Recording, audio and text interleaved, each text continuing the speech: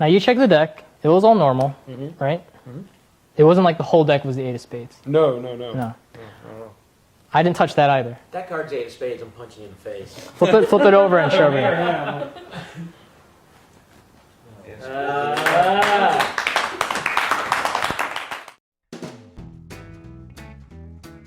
We should all punch him.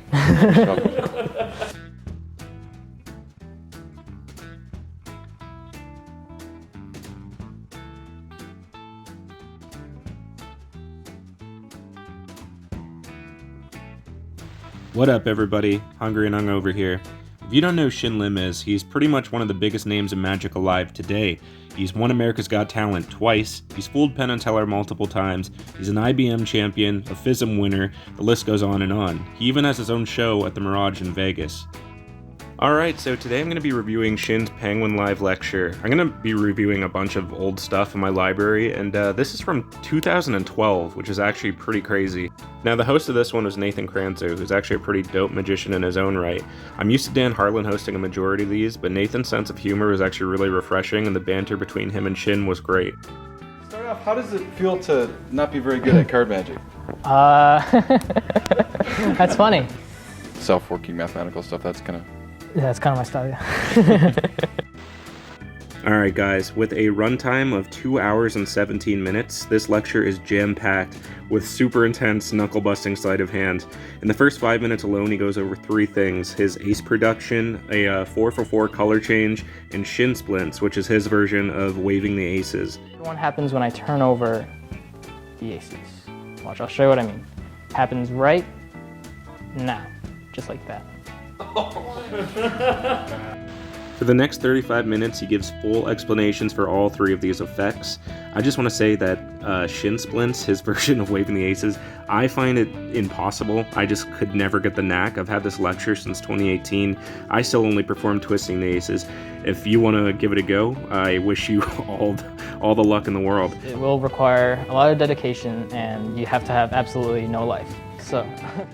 It's also worth note that his work on the longitudinal palm in this section of the lecture is worth its weight in gold. I think every magician should have this move in their toolbox, and he shows you how versatile it can be.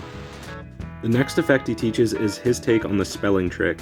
It uses a principle that is the core method for most spelling tricks, if you know you know, and it can be done with a borrowed shuffled deck even if the deck's incomplete. I think the thing that really shines here is the control he teaches.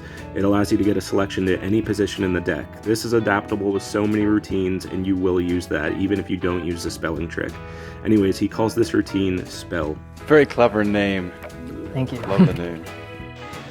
The next effect he teaches is the low point of the lecture, in my opinion.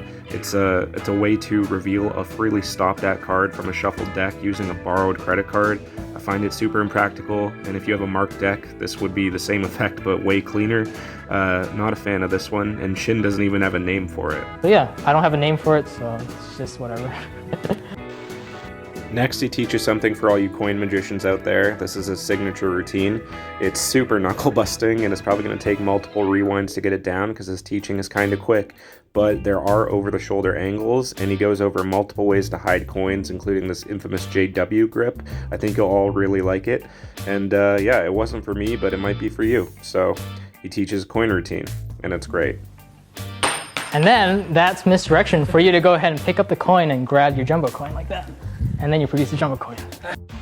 The next thing he teaches is a super dope utility move. It's a way to reverse a selection in the center of a deck with a card spring. It's actually easier than it sounds, and it's essentially angle proof. And he came up with a name for it right on the spot. I don't really have actually I do have a name for it. Shinversal, that's what I'll call it. So yeah, that's it. So yeah, that's one way of reversing a card. The one thing I really like about this lecture is it's full of extra stuff he didn't intend on teaching. At one point he does a control, and you could tell by the reaction everybody was amazed, and then he just taught everybody that out of the blue. So first of all, obviously you get a card selected. In this case, the 6 of spades. You then control it to the top any way you want. I do this control. So do you guys want to learn that, or? Okay, all right.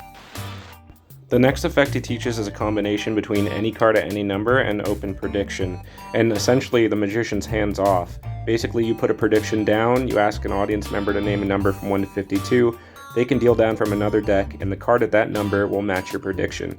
I had an issue with this one because it requires a full deck setup.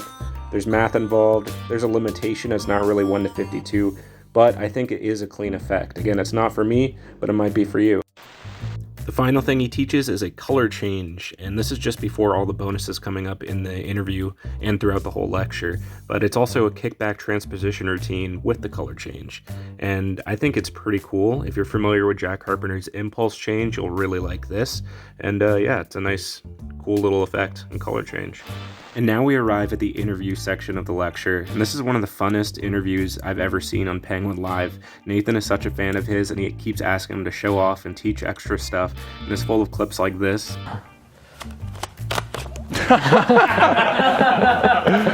Oh, that's amazing.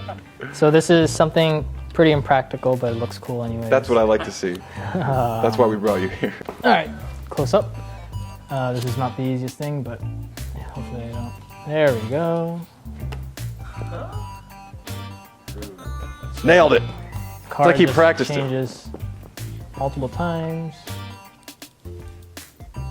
Okay, that was a new one. That was good. I like that one.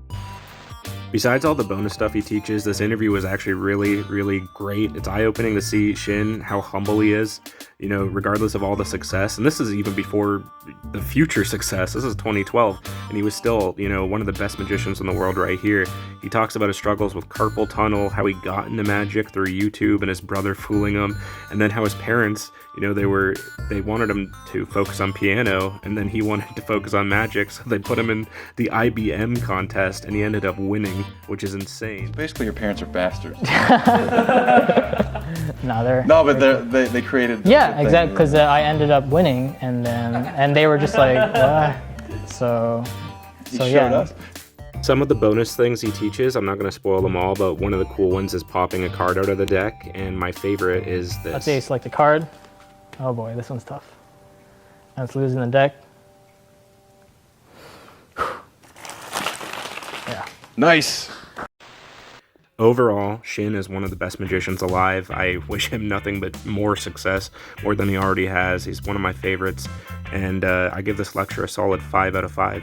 And I'm going to be reviewing lectures. I'll try to drop a lecture review every Friday and random reviews throughout the week, if that. But yeah, stay tuned for more lecture reviews. And yeah, peace, subscribe.